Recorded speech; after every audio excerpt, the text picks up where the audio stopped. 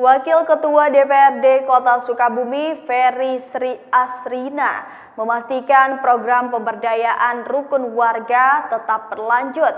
Hal ini disampaikan dalam kegiatan reses masa kesidangan pertama yang digelar di wilayah Kecamatan Lembur Situ dengan menghadirkan lurah beserta Dinas Kependudukan dan Pencatatan Sipil.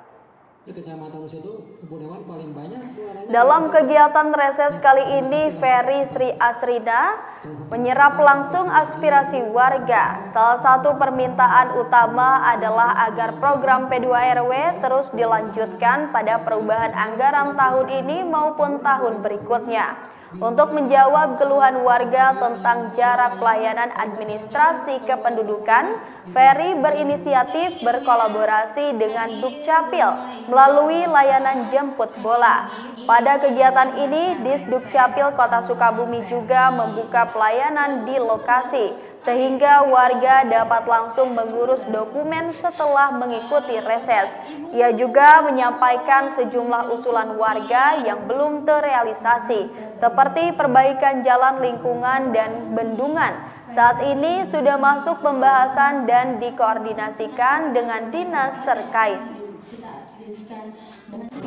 Jadi tadi yang paling utama sih masyarakat meminta untuk program P2RW ini tetap berjalan, baik itu di perubahan hari ini yang insya Allah memang sudah masuk di perubahan ataupun nanti di tahun depan dan tahun-tahun selanjutnya, karena ternyata kebermanfaatannya sangat dirasakan oleh masyarakat.